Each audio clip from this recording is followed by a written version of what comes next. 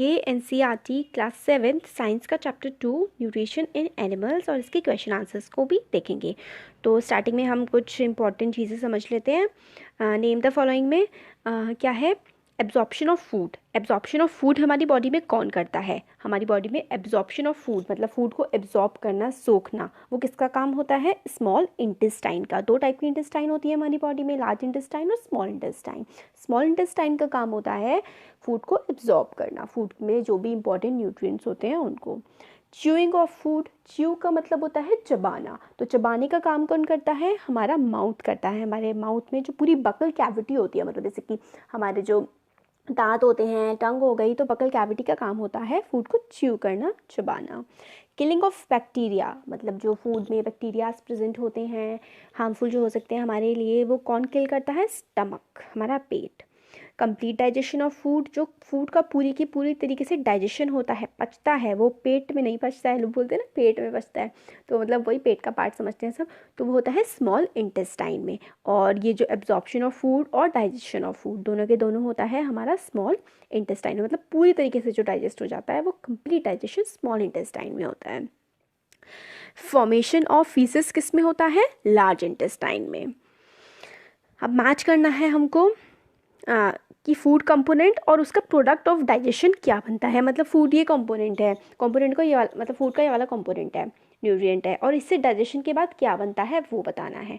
तो कार्बोहाइड्रेट जब डाइजेस्ट हो जाते हैं तो हमारी बॉडी में शुगर रिलीज़ करते हैं। प्रोटीन्स जब डाइजेस्ट हो जाते हैं तो वो अमीनो एसिड्स प्रोड्यूस करते हैं। फैट्स जो हैं वो फैटी एसिड और ग्लिसरॉल। फिर अब देखते हैं कुछ और क्वेश्चंस आगे के। What are villi, what is their location and function. तो विली जो है वो क्या होता है, उसकी लोकेशन कहाँ पर होती है और उसका फंक्शन क्या होता है। तो the inner walls of small intestine have thousands of finger-like outgrowth. These are called villi. The villi increase the surface area for absorption of the digested food. तो जो हमारी इनर वॉल होती है स्मॉल इंटेस्टाइन की, मतलब देखिए बाहर की तरफ स्मॉल इंटेस्टाइन है, उसके अंदर का जो लेयर होगी उसमें छोटी छोटी सी वॉल्स होती हैं, इनर वॉल्स होती हैं, और उसमें थाउजेंड्स ऑफ मतलब बहुत सारी हमारी जैसी फिंगर होती है ना, उसका आप बिल्कुल पतला सा रूप देख समझ लीजिए, फिंगर लाइक की आउटग्रोथ होती है, पतली पतली फिंगर जैसी निकली हुई होती हैं, और उसको ही हम कहते हैं विली। उनकी लोकेशन हो गई कहाँ पर? स्मॉल इंटेस्टाइन में। क्या हो गई? स्मॉल फिंगर लाइक आउटग्रोथ या फिर प्रोजेक्शंस उनको हम कह सकते हैं। तो फंक्शन क्या होता है? The villi increase surface area for absorption of digested food. तो विली जो होती है हेल्प करती है इंक्रीज करने में एरिया की, मतलब ज़्यादा से ज़्यादा एरिया में स्मॉल इंटेस्टाइन के फूड का डाइजेशन हो सके, ये होता है विली का फंक्शन। फिर नेक्स्ट क्वेश्चन है what are the where is the bile produced? Which component of the food does it help to digest? तो जो बाइल है वो कहाँ पर प्रोड्यूस होता है, और ऐसा कंपोनेंट जो फूड है जो उसको हेल्प करता है डाइजेस्ट करने में, कौन सा component of food it help to digest. तो liver is the largest gland in the body, it secrete bile juice that is stored in sac called gall bladder. The bile plays an important role in digestion of fats. तो bile कहाँ produce होता है? Bile produce होता है liver में। Liver हमारी body का largest gland है और वो सेक्रीट करता है बाइल जूस। तो लिवर सेक्रीट करता है बाइल जूस, और जो कहाँ पे स्टोर होता है बाइल जूस? एक सैक लाइक होता है, सैक जैसा होता है गॉल ब्लैडर। तो बाइल जूस यहाँ पे गॉल ब्लैडर में स्टोर होता है, और बाइल जो है काफ़ी ज़्यादा इंपॉर्टेंट रोल प्ले करता है फूड के डाइजेशन में। तो ये इसका काम क्या होता है? डाइजेशन ऑफ फूड कौन हेल्प करता है हमारे खाने को डाइजेस्ट करने में? Bile juice. और कहाँ वो प्रोड्यूस होता है? लिवर में। लिवर उसे सेक्रेट करता है। नेक्स्ट क्वेश्चन है name the type of carbohydrate that can be digested by ruminants but not by humans, give the reason also. तो हमें टाइप ऑफ कार्बोहाइड्रेट्स बताने हैं जो रूमिनेंट्स जो होते हैं उनके द्वारा डाइजेस्ट किए जाते हैं, मगर ह्यूमन के द्वारा नहीं वो डाइजेस्ट किए जा सकते, और उसका रीज़न भी बताना है। तो सेल्यूलोज इसका आंसर है। Cellulose is the type of carbohydrate that can be digested by ruminants and not by humans. Ruminants आप उनको कह सकते हैं जैसे कि जो गाय भैंसे होती है ना, इनको। तो ये लोग सेल्यूलोज घास में होती है, लोग घास खाते हैं ना, घास में सेल्यूलोज होती है। ह्यूमन बॉडी सेल्यूलोज को डाइजेस्ट नहीं कर सकती है, ये लोग कर सकते हैं। तो carbohydrate, cellulose is a type of carbohydrate, और हमारी जो बॉडी है, ह्यूमन बॉडी, उसको डाइजेस्ट नहीं कर पाती, रूमिनेंट्स कर पाते हैं। तो ruminants like cattle, deer etcetera, bacteria present in rumen help in digestion of cellulose. तो ये जो एनिमल्स होते हैं इनमें एक बैक्टीरिया प्रेजेंट होता है जो हेल्प कर देता है डाइजेशन करने के लिए सेलुलोज की। Many animals including humans can not digest cellulose because ruminants have a large sac-like structure called caecum between the esophagus and the small intestine. The cellulose of the food is digested here by the action of bacteria, certain bacteria which are not present in humans. तो मतलब यहाँ पे इनमें bacteria present होता है ruminants में, ऐसा जो सैक लाइक मतलब थैले जैसा, थैले टाइप का कोई स्ट्रक्चर होता है उसमें, और उसको कैइकम बोलते हैं, CAECUM। और वो कहाँ पर प्रेजेंट होता है? ऑइसोफेगस और स्मॉल इंटेस्टाइन के बीच में। ऑइसोफेगस मतलब हमारा जो फूड पाइप वाला होता है ना, माउथ से लेकर के स्मॉल इंटेस्टाइन के बीच में ये प्रेजेंट होता है रूमिनेंट्स में। और इसके एक्शन से, इस बैक्टीरिया के एक्शन से सेलुलोज को जो है ये लोग पचा लेते हैं, और ह्यूमन में ये वाला बैक्टीरिया नहीं पाया जाता है। नेक्स्ट है question, why we get instant energy from glucose. हम जो ग्लूकोज खाते हैं उससे हमें इंस्टेंट एनर्जी, मतलब एकदम से हमें एनर्जी उससे कैसे मिल जाती है? तो glucose is a simple sugar carbohydrate when consumed have to be digested into glucose. As glucose can be easily absorbed in blood, it provides energy to the body. Hence, when the glucose is directly taken, it does not have to be digested and thus act as instant source of energy. तो जो glucose है वो simple sugar होता है, ठीक है। Simple sugar का मतलब क्या हो गया कि जैसे हम लोग जो नॉर्मल शुगर लेते हैं वो एक सिंपल शुगर का फॉर्म है, और जो हमें चीनी वीनी होती है।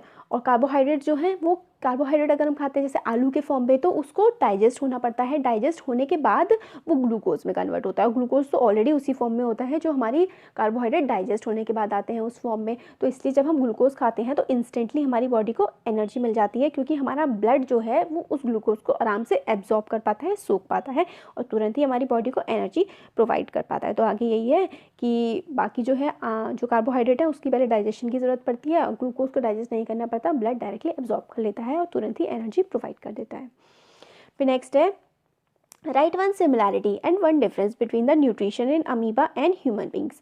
तो एक ऐसी सिमिलैरिटी बतानी है और एक डिफरेंस बताना है जो न्यूट्रिशन होता है, जो न्यूट्रिशन प्रोवाइड मतलब सोखता है अमीबा और ह्यूमन बींग, किस तरीके से सिमिलर है और किस तरीके से डिफरेंट है। तो सिमिलैरिटी है, both amoeba and humans require energy for growth and maintenance of their body. तो जो अमीबा भी और ह्यूमन बींग भी, दोनों को क्या ज़रूरत होती है?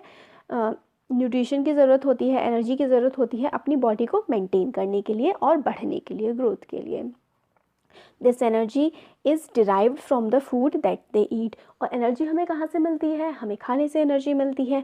The complex food is broken down into simpler form by the process of digestion. तो डाइजेशन में हमारा क्या होता है, जो हम लोग खाना खाते हैं पहले हम च्यूइंग करते हैं, दांतों से उसको चबाते हैं, फिर उसके बाद वो हमारे स्टमक में जाता है, फिर स्मॉल इंटेस्टाइन में जाता है, और फिर हमारा फूड इस तरीके से डाइजेस्ट होता है। तो हम लोग कॉम्प्लेक्स फूड को, जो हमारा नॉर्मल खाना होता है वो कॉम्प्लेक्स फूड होता है, इसको हम छोटे छोटे पार्ट्स में तोड़ करके डाइजेस्ट करते हैं। तो ये तो सिमिलैरिटी हो गई, अमीबा भी ऐसा ही करता है। तो अमीबा और फिर ह्यूमन बींग, अमीबा में क्या होता है, mouth and digestive system are absent in amoeba, differences बताए गए हैं हमें। और ह्यूमन बींग में माउथ और कॉम्प्लेक्स डाइजेस्टिव सिस्टम प्रेजेंट होता है। अमीबा में digestive juices are secreted in the food vacuole.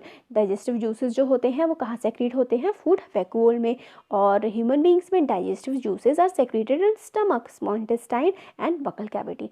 तो इनमें क्या होता है, अमीबा में वैक्यूल में सेक्रेट होते हैं डाइजेस्टिव जूसेस, और ह्यूमन बींग में कहाँ होते हैं? स्टमक में होते हैं, अलग अलग पार्ट्स में होते हैं, स्टमक, स्मॉल इंटेस्टाइन और बकल कैविटी, 3 जगह पर डाइजेस्टिव फूड जो है वो सेक्रेट होते हैं।